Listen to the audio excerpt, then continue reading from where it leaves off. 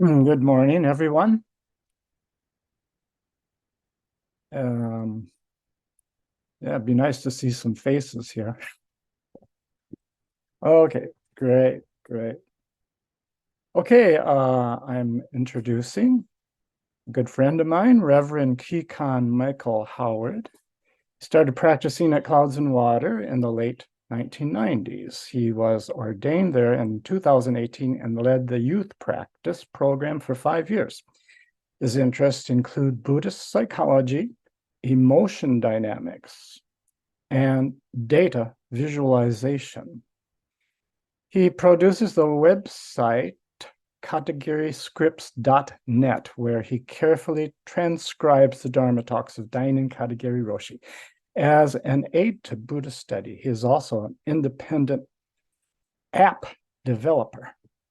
Well, welcome, Kikan, back again. We're very always happy to hear you speak. And without further ado, I turn it over to you. Thank you. Thank you, Dokai-san. Hello.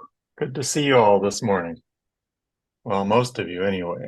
A couple of you are still have your screen up, but that's okay. Um, it's good to see all, I'll be clarified. It's good to see all of you. I just can't actually see all of you. That's all. Just to be clear, I'm not I'm not dissing anyone. So, well, yeah, I'm Kikan. And my talk today is going to be kind of similar to what I usually do, but also different from what I usually do. It's going to be the same in that I'm going to be talking about one or two of Katagiri Roshi's Dharma talks, which is pretty much what I usually do, what I usually talk about. It's going to be a little bit different in that I usually like to have, um, I usually try to do a lot of preparation for these talks and have something that I actually want to say. And herein lies the difference this time in that, well, I've got kind of a good excuse in that I'm going to be the Tenzo for the Clouds and Water Retreat, which is starting tomorrow. And I'm going to be driving down to Hokyoji, in fact, later today after I do my third round of shopping to get stuff to go. So I haven't really had too much time to prepare. I've been mostly preparing for that, and I'm kind of fresh out of things to say at this point. So what I'd like to do is just share some cool stuff with you. To that end, I'm going to share my screen, and we'll get a chance to talk about it too. I'm going to look at a particular koan, and we're probably just going to look at the pointer to this koan actually, and go through it line by line, looking at Katagiri Roshi's commentary, which, no surprise, I think is excellent. And then I'll pause like after each line and we can maybe talk about what comes up for us around those lines of the pointer. But first, I'd just like to do a little kind of status update of where I'm at with the KatagiriTranscripts.net website. Because I've been working on this for, I guess, what must be a couple of years now. Because suddenly there seems to be like a lot there. I'm not exactly sure how this happened, but let's take a look at it quick. Well, actually, let me say, yeah, I'm pretty sure how that happened. Let's see here. Share my screen. Here we go. Okay, can you see my screen? Okay, and I can see you still, so that's good. Oh, great. Okay, I'm just rearranging my screen so I can see you and see my screen. And at the same time, be look pointed like towards the camera, so it doesn't look like I'm staring away from you. Okay, here we go. Oops, no, that's not what I meant to do. Hang on, I'm going to rearrange this a little bit more. Okay, so this is the Katagiri Transcripts .net website. If you've been out here before, you may notice it looks a little bit different. I did a kind of remodel to this like maybe a month or two ago to clean it up. Before it was using a fairly default template on GitHub Pages, which is where this is hosted, which was functional, but I wasn't exactly happy about it. The intent of this layout, and you can judge it for yourself, but the intent is to look a little bit more polished and a little bit more have the feeling of the printed page. Um, So I'm switched to, for example, from kind of a sans serif font, which is a very kind of like uh, clean font in a way, but it has a very modern look. I've switched to a serif font, which is a little bit more what you would have in like book publishing. Uh, so hopefully it's nicer to read all the material here. So the main page, which is what we're looking at, has a very brief introduction up at the top. Dainin Katagiri Roshi was one of the prominent Zen masters who brought Zen Buddhism from Japan to the United States. This website carefully transcribes his Dharma talks as an aid to Buddhist study. Then there's a link if you want to, get into the details a little bit more if you're new to this, which I am not going to do right now. And then there's the latest updates. Um, so when I finish transcribing a talk, and I put that in air quotes because I'm never really finished with the talks. I'm always going back through them and finding like little points of grammar and punctuation to tweak based on what Katagiri Roshi actually said, trying to convey it in the clearest way possible without actually changing his intent. That's basically the goal of this website, and it takes a lot of time to do that. Anyway, after I've listened to a talk and gone through the transcript, perhaps half a dozen times, I try to write a summary of what the talk was about. This is subjective. It's me doing it. So if someone else was doing it, they might come up with a different summary. But I try to summarize the kind of main points of the talk for me. And this is meant to be helpful in a couple ways. One is that there's like a lot of talks. So the summary is kind of like a reminder of like, okay, which one is this? I started doing this for myself initially, and I can say, oh, this is the talk where so and so, like lay ordination lecture 4 of 7, triple treasure lecture 2. He's talking about the triple treasure is the sublime goal in life. We must take refuge in the three treasures in terms of the whole situation of our lives, intellectual, emotional, and spiritual. To this end, Katagiri Roshi looks at the three treasures in terms of philosophical worth, virtue or characteristics, and functioning. And at this point, I can remember, oh yeah, this is that talk. The teaching of the 3,000 worlds in a moment or thought, 3,000 worlds in a moment or thought from the Lotus Sutra means that there are Buddhas and Bodhisattvas even in hell, the hell realms. So there are ample opportunities for us to take refuge. And also how Gandhi dealt with events and circumstances. Now, if we're not actually going to talk about that one today. That just happens to be the most recent one that I've, um, hang on a second. Um, that happens to be the most recent one that I have written the summary for. If you go up to the top, can you see my cursor actually where the hand is? Okay. If you go up to the top, there's these links up at the top. This will always get you back to the front page. This is about this website again. This is the talk summaries, and then this is the list of talks. Okay. If we go to the talk summaries, there are now, let me see here, 52 talks that I have completed to the point that I've actually written the summary and they are, quote, done or like, presentable, basically, which means not in kind of rough draft form. If we go to the list of talks, we have just the talk titles broken down by year in chronological order. And here there's a few more talks. There's a total of 65 talks.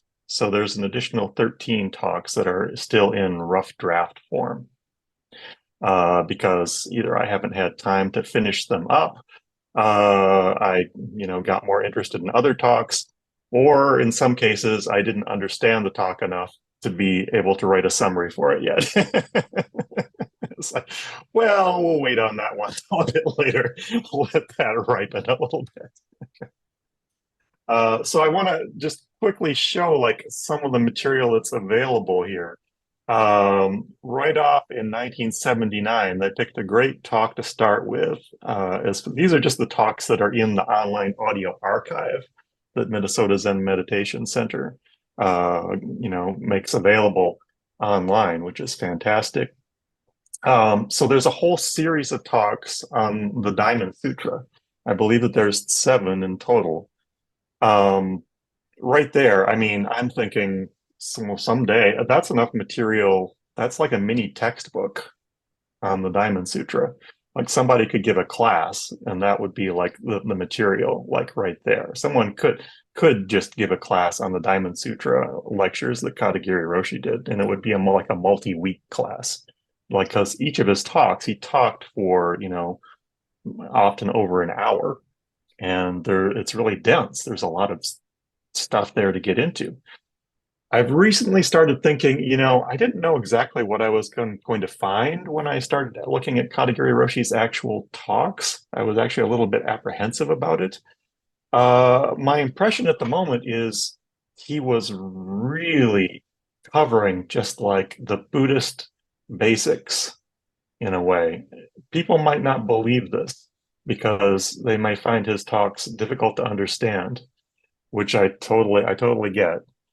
But he's covering like the Diamond Sutra. He's covering Fukan Zazengi. One of the talks that I could get into today, but I won't have time. He's talking about the 5 ranks of Zen Buddhism. That's like basic stuff that, it's like we don't often understand.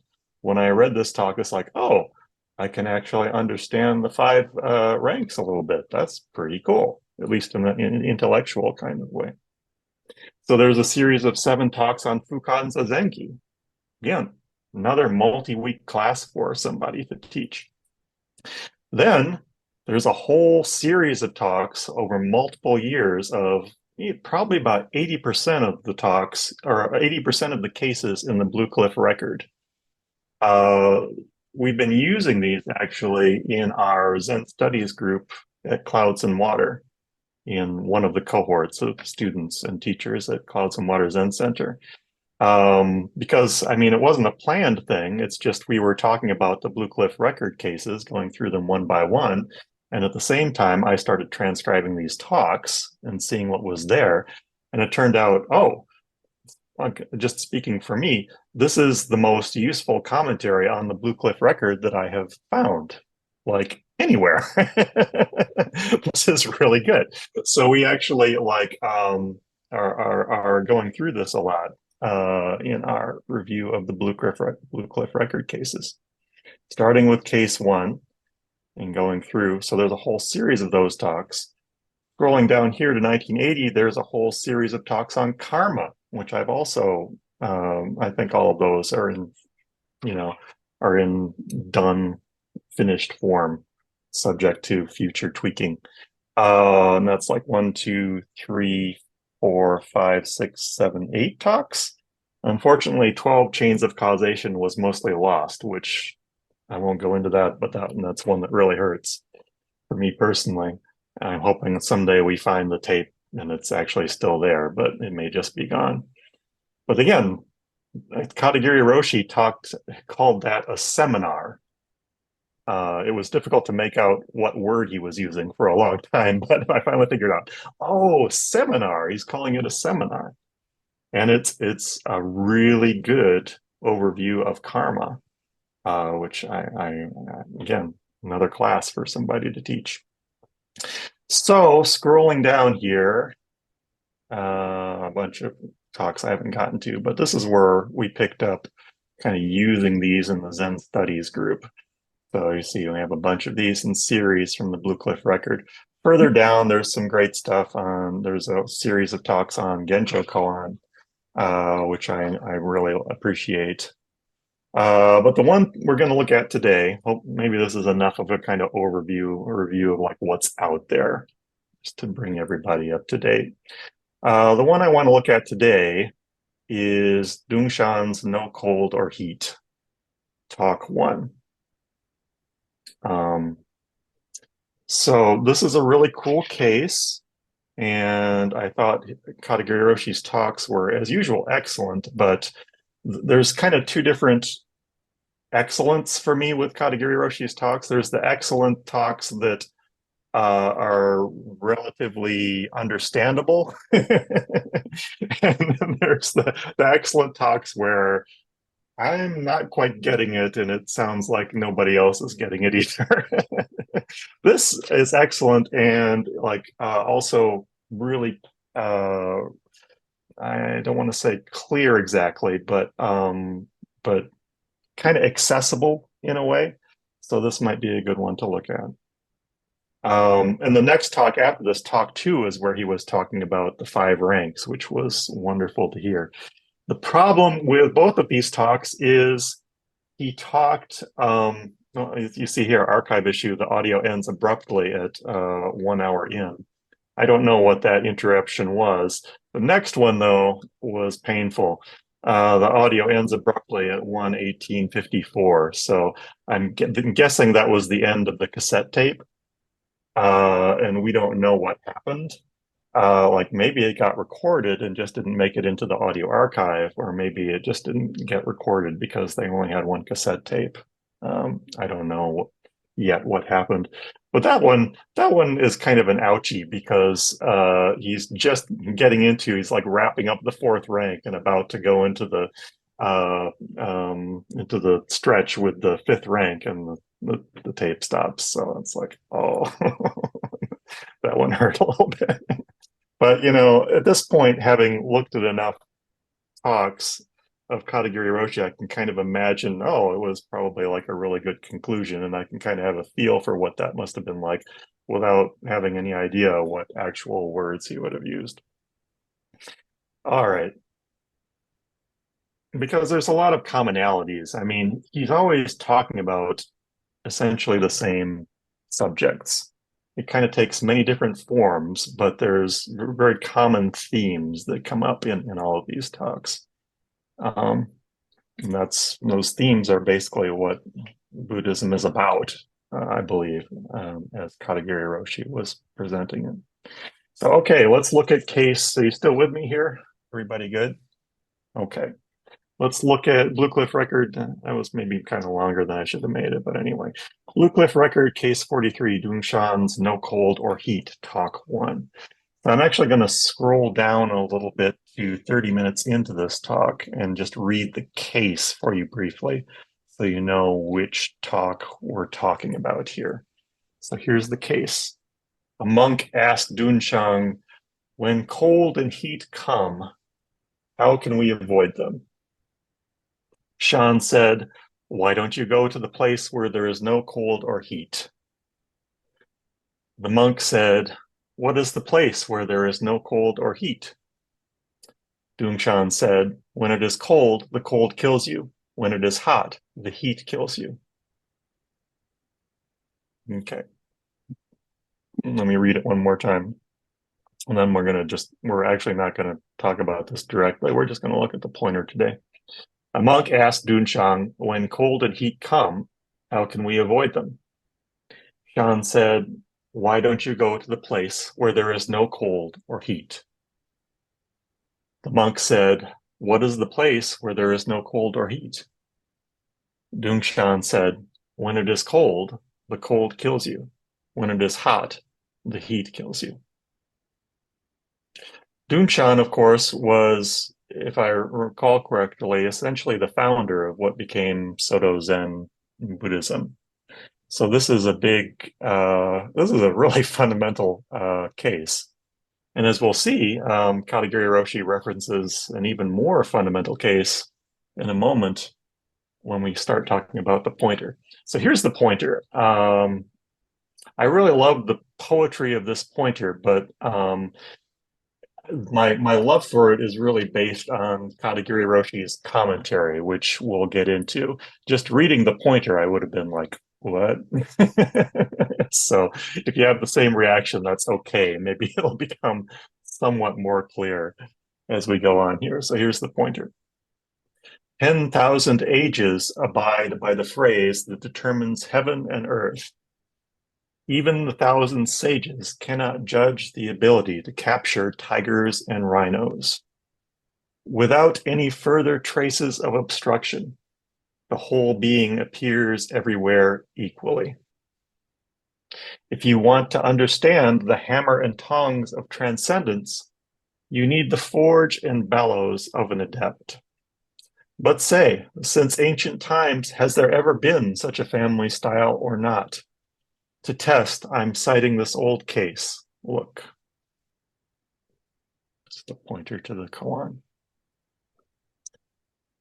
So if you get nothing else from this talk, probably, I mean, a lot of you people understand this already, but the basic point, all that I want to get across here today is that Katagiri Roshi has these talks where he like goes through these line by line, as we'll see in a moment, and has some wonderful commentary, which really helps, for me at least, understand what's going on here.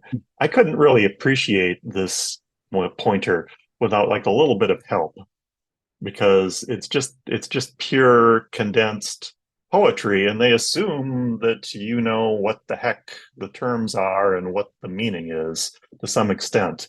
But in general, I think we do not.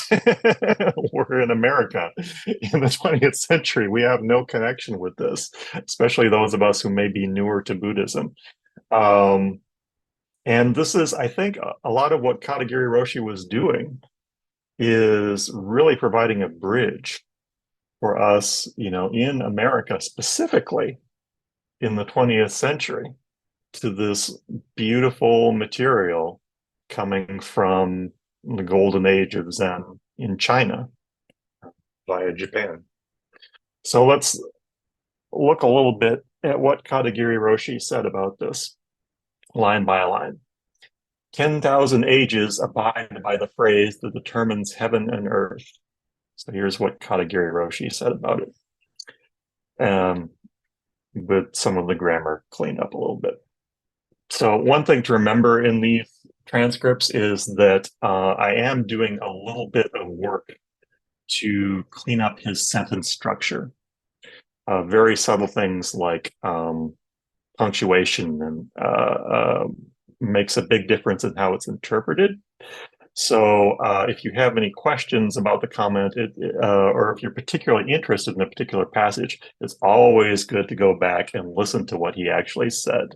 Because there's always I'll do my best here, work at this really hard, but it's always possible that I may have gotten something less than perfect. Okay, so here's Katagiri Roshi's commentary on this line. From century after century, the phrases given by the Buddhas and ancestors really penetrate the core of human being, not only explaining the surface of the human world, but the whole universe. So that's why even a simple phrase, a simple statement, is handed down from generation to generation and is very worthy of contemplating. For instance, the very famous statement from this famous story. And when I got to reading this part, it's like, oh, he's going to talk about Bodhidharma. Cool. He's going all the way back to case one of the Blue Cliff record. This illustrates a principle, a fundamental principle that I've discovered in transcribing Kadagiri Roshi's talks is you never know where he is going to talk about certain things. You just have to look at all the talks. And someday maybe I'll finish like a comprehensive index of where he talks about what.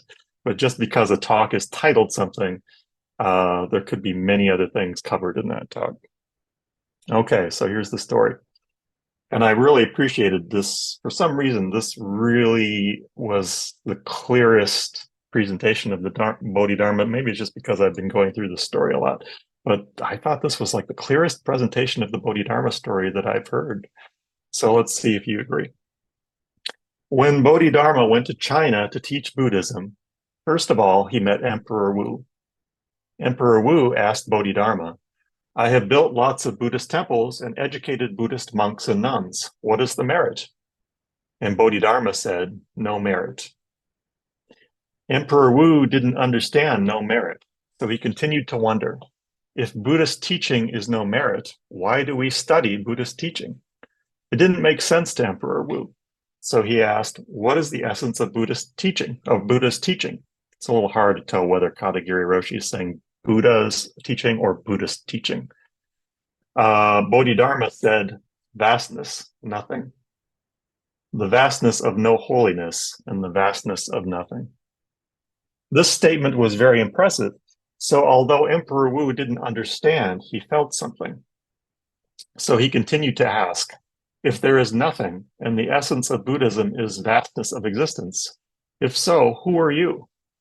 Who is this little guy in front of Emperor Wu? And Bodhidharma said, I don't know. Because even Bodhidharma is completely nothing holy, just vastness of existence. That I don't know is not the usual meaning of I don't know that you think. That I don't know is that he knows pretty well, but still Buddha's teaching is completely beyond the intellectual sense or intellectual explanation. So that is a very simple statement, nothing holy, just vastness. But this is a very impressive statement.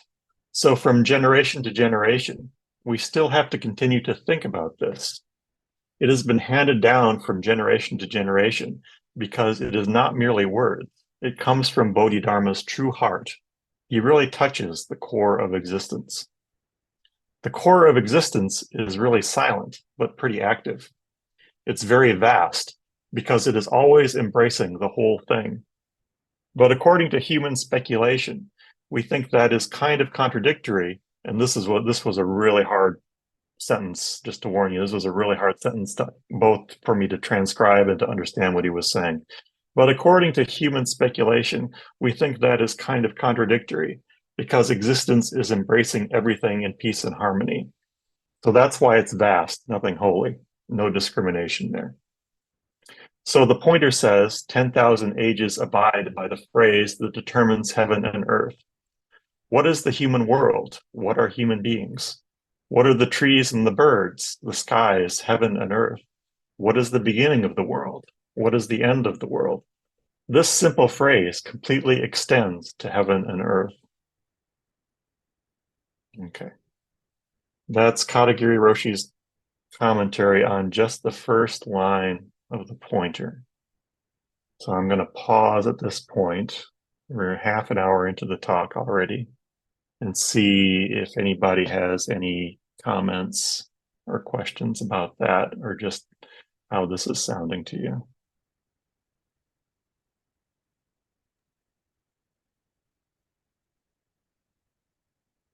It sounds fine to me, Kikan.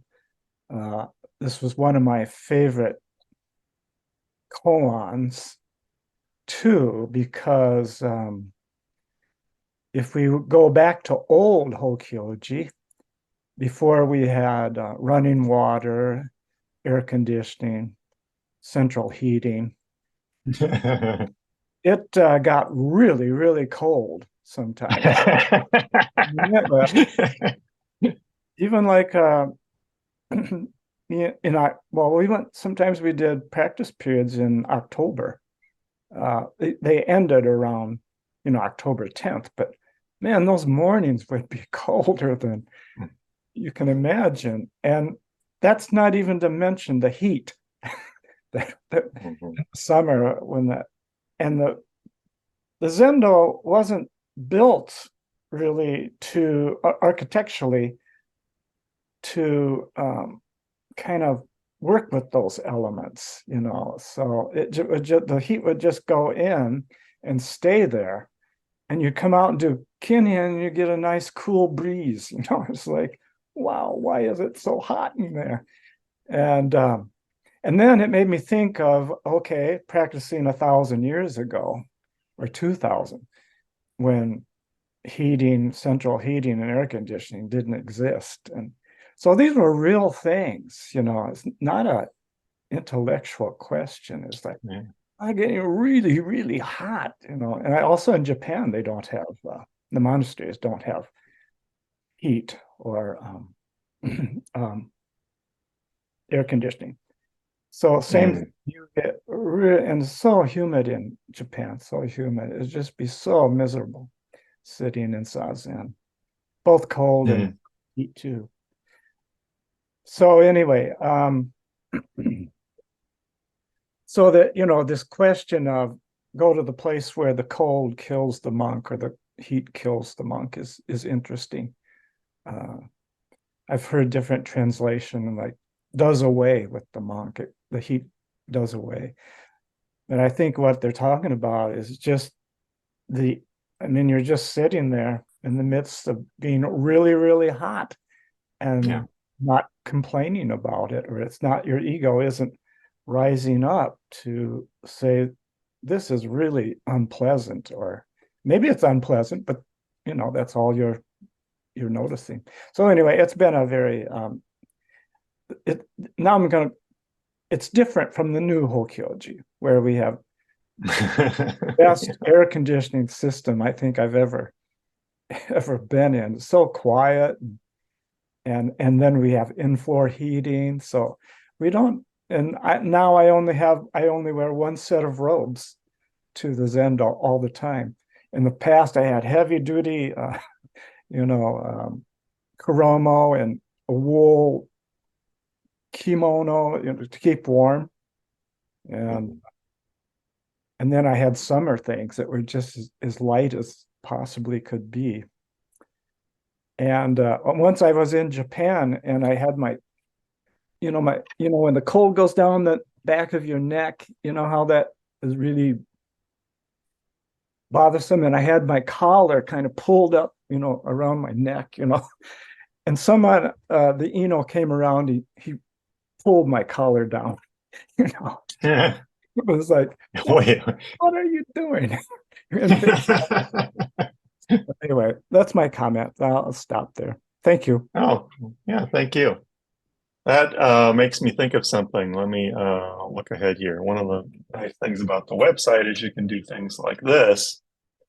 Uh, search ahead. So this is a little further on in the talk. This is way down here where he's talking about the case. Okay, he tells a funny story that you just reminded me of, where he's talking about the robes and the heat. So let's see where this starts here. Okay.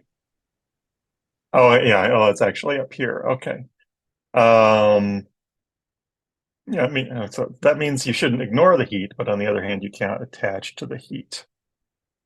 If you ignore the heat, anyway, yeah, this is. I don't know, looks like this is still rough draft, so I need to clean this up a little bit. But here's where he tells the story. When I was at Eheiji Monastery, a friend of mine was always showing off how strong he was. Right in the middle of winter, he would wear just a thin kimono, no undershirt. I added, I assume he means a juban, just underpants and a very thin kimono. And this and this Kuromo was a summer Kuromo. It's not warm. He laughs. So he was always showing off, saying to me, "Hey, how many clothes do you wear? Look at me." And people laughed. It's pretty good, but I don't think it is great because it is just like an owl. He was explaining about the owl a minute ago. A human being cannot see everything at night, but an owl can see. So if you can live wearing just a little bit in the cold winter, even in Minneapolis, you're fine, you're great. But not great. You're still a normal person. People laugh. I don't think it is valuable because this is nothing but karmic life, just like an owl. The owl thing is the owl can see at night and humans can't. So it's pretty cool that the owl can see at night. But it's just that's an owl. In terms of human beings, you are jealous of an owl because it can see everything at night. I wish I could see everything at night. But should we find real value in such a particular kind of life? Well, it is nothing but karmic life, as well as my karmic life, your karmic life, and so on. Oh, here's a better part. I think this is the part where I was looking for. On the other hand, in the summer, and here we're working with the tape switch in the middle of the talk, of course. On the other hand, so I interpolate a little bit what I think he said before. On the other hand, in the summer, it's very hot. So particularly in the country, one of the priests was a little bit concerned about wearing the robes. We wear at least 4 layers, you know, it's very hot. So we have to think about this. I don't think it's necessary to escape from the heat, but we should do our best to be in the heat without being carried away by the heat. It's pretty interesting. If you, this is actually, this is kind of fundamental to what the case is about. And I appreciate your comment, Dokai-san. This is very much an alive, real issue that the monks would have been dealing with. If you attach to the heat so much, very naturally a comparison comes up. So you hate heat. And then very naturally you want to get the cold. When you attach to cold, you really hate the cold. You want to go to Florida or Hawaii. Even though you don't go, your mind is always in Hawaii. People laugh. But strictly speaking, I always tell you, wherever you may go, winter is winter. When the winter comes, everywhere is winter, all right? You don't believe me. Even in Hawaii, it's winter. Even in Florida, it's winter. I think he means that you have winter in Hawaii and Florida. Well, you don't believe it, but if you want to know, go to Hawaii, stay there, and learn the changes of the seasons. You can find winter. Anyway, that's what came up for me when you were saying what you said, Dokai-san. A lot of these fun stories didn't actually make it into the books, as far as I know. Mary, looks like you had your hand up. I have a question, Kikan. Thanks so much for speaking today. The word heaven, Mm-hmm. can you explain that word? Mm. Heaven and earth, those are the two last of the phrases, the last in the last sentence. Oh, let me see here. We just read. Heaven and earth. It's at the, yeah, it was at the bottom of the. Mm-hmm. Yeah, it's right. Yeah, It's right. right. So anyway, I don't know. I just kind of wondering if you could. Well, two different things. I think heaven is probably talked about in a couple different ways. Usually, when you just say heaven, I would usually think of the heaven realm in the 6 realms of existence.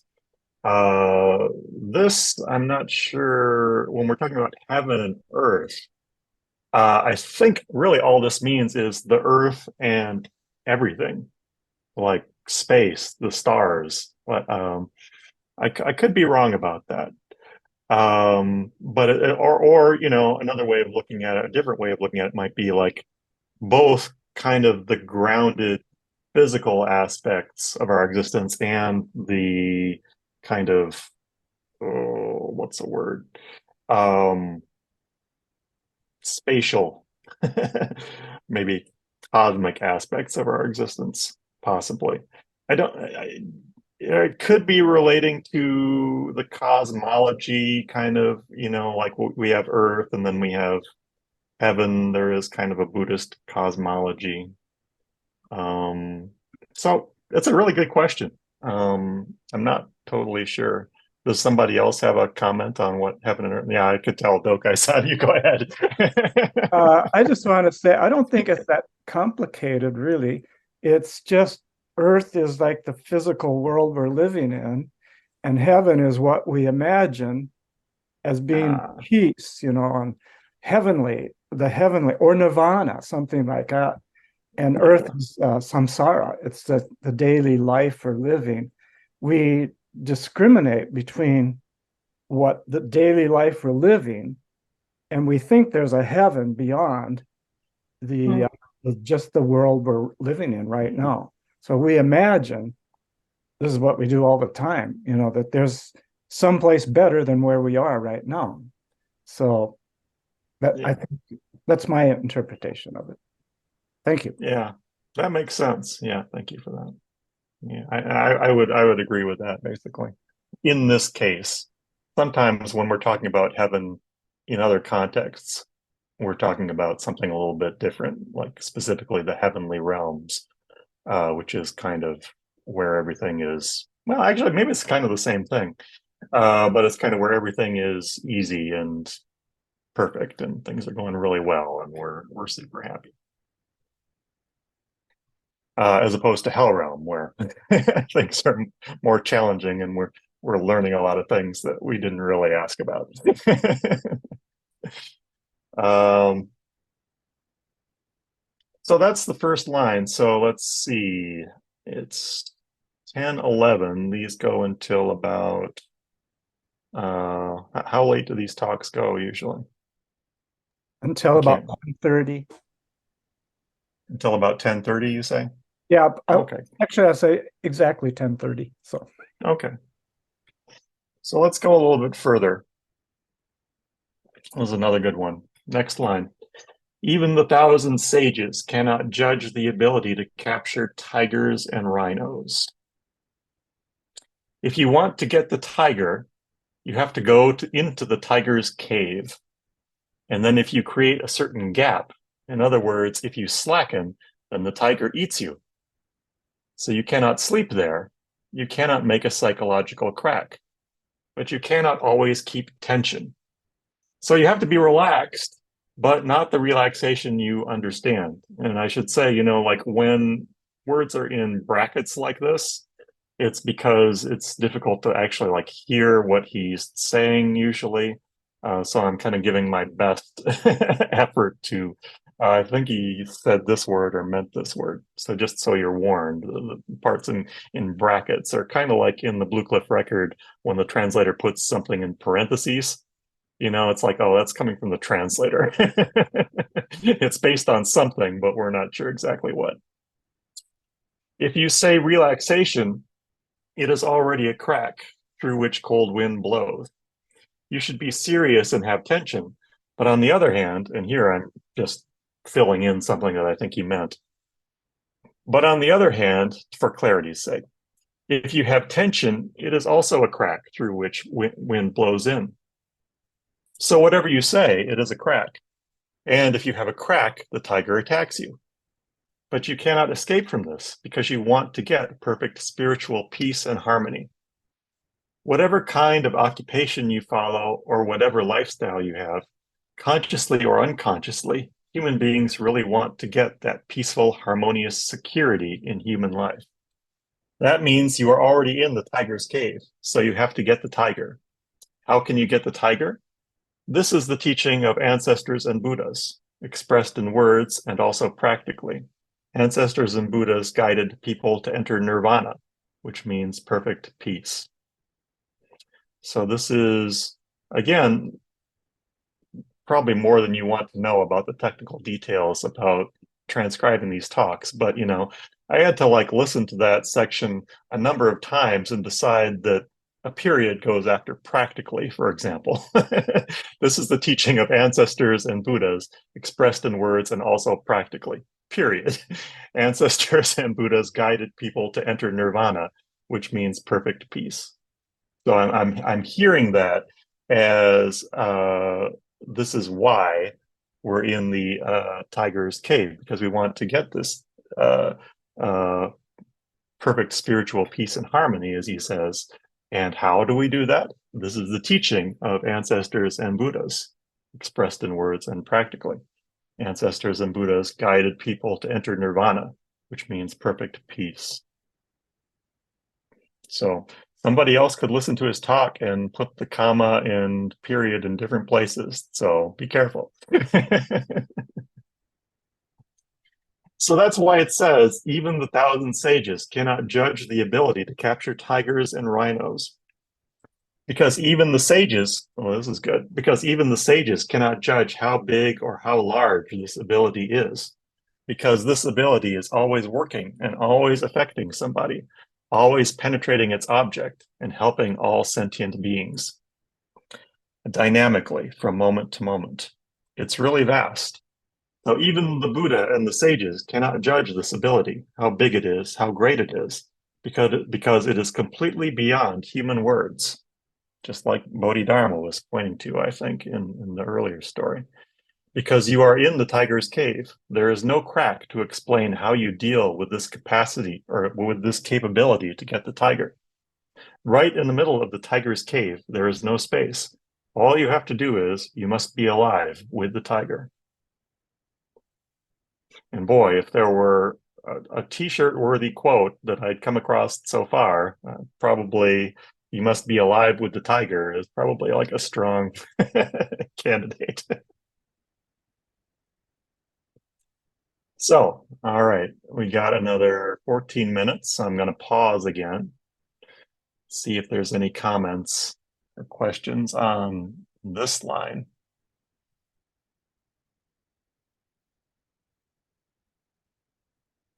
Even the 1,000 sages cannot judge the ability to capture tigers and rhinos. So I think we kind of just heard what tigers and rhinos are and why we're trying to capture them, and also why the 1,000 sages cannot judge the ability. As if you understand what Katagiri Roshi said, which, read it about 6 times like I do, and it might start making sense, whether it makes sense or not. Okay-san. Oh, I'm doing a lot of talking here. I was waiting for someone else to pop up and say something, but this first paragraph that I can see on your screen on the screen right now just reminds me of Zazen. He's kind of teaching us how to do Zazen. And the tiger is just our daily life. We think there's nothing dangerous, but if we're alive, we're going to die, and that's a fact. And so something's going to eat us up if we're not attentive to exactly this place where we're not tense, but we're alert. It's like it's just the practice of Zazen. It's not spacing out, and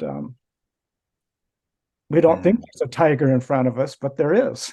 It's so anyway, I'm really appreciating you're doing this work here. Thank you. Well, thank you.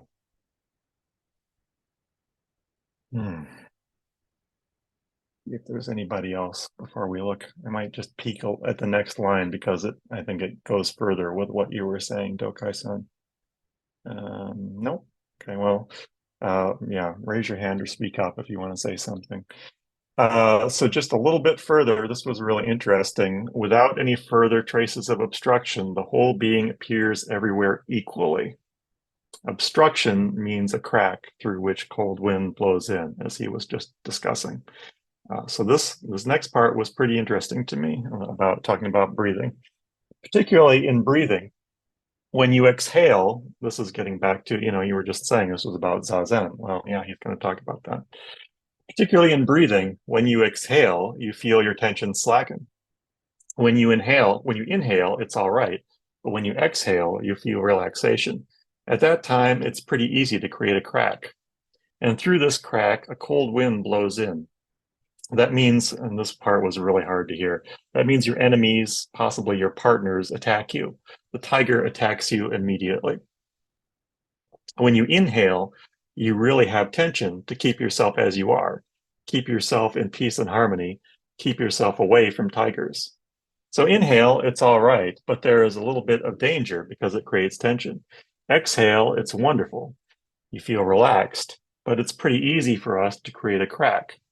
That's why inhalation and exhalation are very important for us. And I added, when it's in parentheses, this is something that I'm adding in meditation. through them, you can know what's going on there, who you are. That's why we concentrate on breathing, inhalation, exhalation. Oh, wait, let's listen to what he says in the next paragraph. Concentration on inhalation and exhalation shouldn't be an obstruction for your zazen. It's just that inhalation and exhalation must go in and out very smoothly. But that doesn't mean ignore inhalation and exhalation. You should awaken to it, but you shouldn't create any tension or excessive relaxation through inhalation or exhalation. So that is a little bit difficult because it is something functioning. You must be there. It is a little difficult to explain, so you should really experience this. I want to pause and say something about the part about breathing here because I found this really interesting. And we were discussing this just yesterday, I guess. Wow, time passes. In our Zen studies group with clouds, we were talking about this. And my opinion about this, the reason why I found this so interesting is sometimes we get really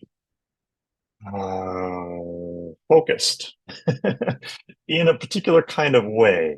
Let me give you an example that someone was telling as a story, this online group where they're studying a particular meditation instruction, a particular meditation style. And they were given the instruction to breathe in and then breathe out in kind of like equal duration or something like that. At any rate, people had like lots of questions. Like, okay, does it need to be exact? It's like, like I always like breathe out a little bit more or something like that, and they're getting into all this technique. Okay, and eventually the instructor said, I kind of just offered that as a guideline. It kind of is just about paying attention to your breath.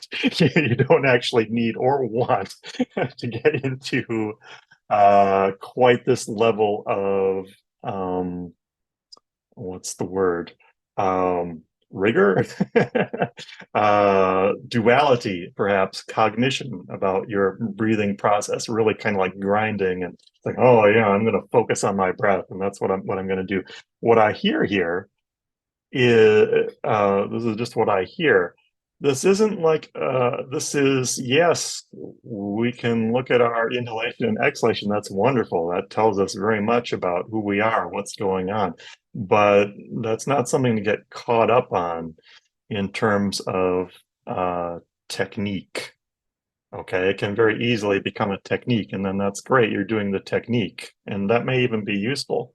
But I don't think that's exactly what he's talking about here. I think he's getting back to, yes, you should awaken to it. Don't ignore it. You can go in and out very smoothly, but again, as he says, it's a little difficult to explain because it's something functioning, and you just have to sit there and be with it. Maybe this is my hope, occasionally when we sit for like a 7-day session, we can have that experience just through our cognitive function getting exhausted. We can have that experience of just sitting there and experiencing the breath for a while and say, oh, yeah, that's pretty cool. And then at that point, our cognition will start going about how great that experience is. Perhaps. Well, that's how it goes. Nothing wrong with that. It's just, I think, to notice that. This is how the mind functions. And it's great. This is the dynamic functioning of the universe. But it's helpful to like understand that, it's possible to just be present and notice this. Such is my kind of opinion. I don't think I really expressed that very well or exactly as I wanted to, but such is my impression of this. I believe that Katagiri Roshi is taking a very Soto Zen standpoint on the practice of following the breath and portraying it in kind of I don't know what word to use, but not so much as a technique, perhaps. Perhaps. Anyway, so we got 6 minutes more exactly. So let me pause again. See, we'll give it a pause, see if anybody else other than Dokai and Mary have anything to say this morning.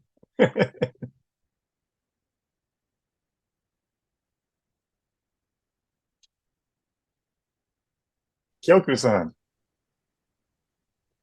Well, I can just feel the changes in my body as we go through this, and I'm really beginning to appreciate in a different kind of way the not only the work that you've done, but the depth of Katagiri.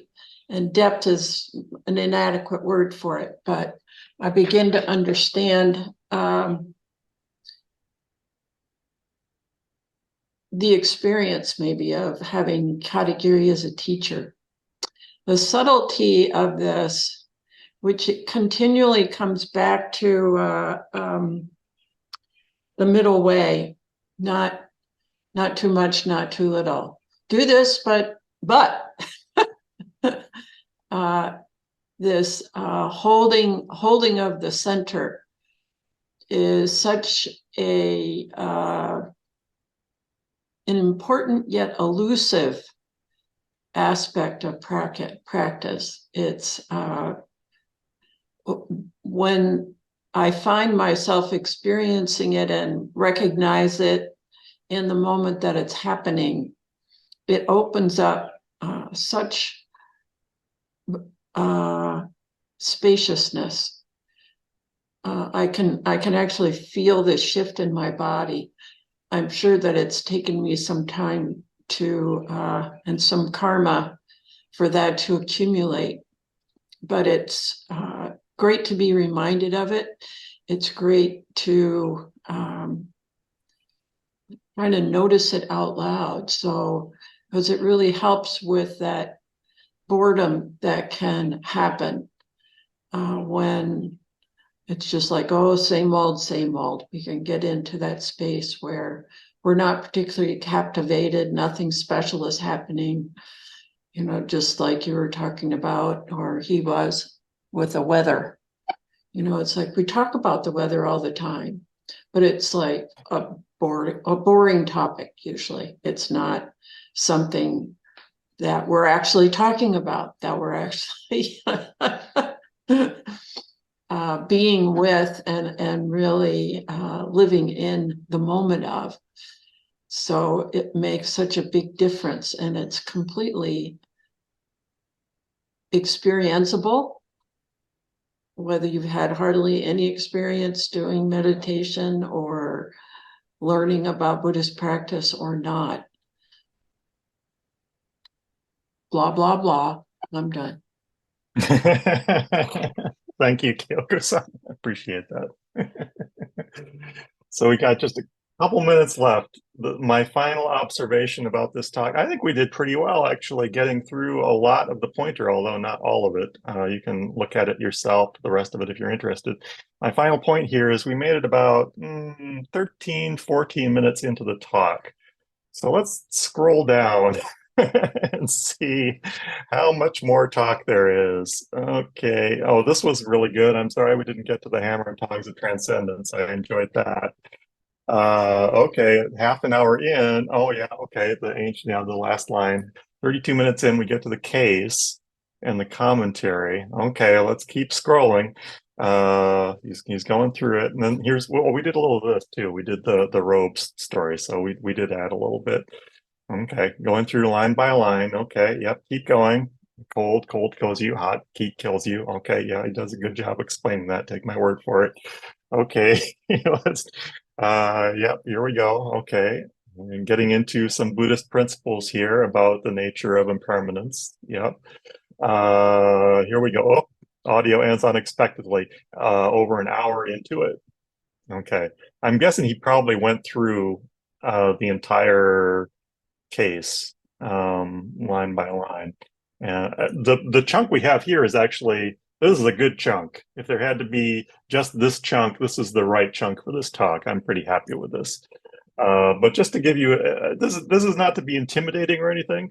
I just think it's fascinating, and just to kind of portray, like the amount of material here, and like how useful it is. I think that he's going through this in like a lot of detail, kind of holding our hands, going through this line by line. anyway, that's all I got for today. So I will bow, and I'm going to transfer control because you had to make me, let me see here.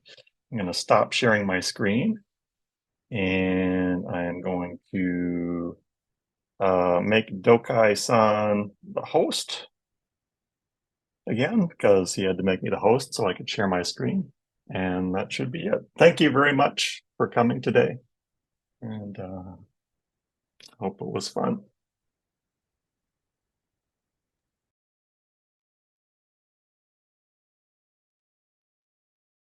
No. You're No, muted. sure. You're muted, Dokai-san. There. Thank you very much, Kikan-san. I really appreciate the work you do here and these talks. I'm particularly happy to know that Buddhas are in hell because that's a good thing for me. So, okay. Then about announcements. Well, Clouds and Water retreat starts tomorrow, but I'm sure that you can't attend now. They have closed their registration. However, looking forward to you coming down today, Kikan, here and be in Me person. too. Good to have you Yeah. here. And I'm looking forward to this retreat. I probably won't participate a lot, but it's just nice to be around when these kind of retreats are going on. On August 11 through 13, we have a family weekend. Everyone's welcome to come down for that. So, it's pretty fun. There's usually lots of kids and different kind of a thing going on at Hokyoji. So it's fun. Grilling out and all that kind of stuff. And the Jewel Mirror Session begins August 19 through the 26th, and anyone's welcome to come to that as well. That's led by Rayron Gumbel from Milwaukee and Daigaku Rume from Confluence Zen Center in St. Louis, and also myself. Okay, then I think we'll close with our great vows. And I think that's it for today. So thank you so much. Beings are numberless, I vow to free them. Desires are endless, I vow to end them. Dharma gates are boundless, I vow to enter them. The Buddha's way is unsurpassable, I vow to realize it. Thank you all. Thank you. Thank you. See some of you soon. Okay, bye-bye.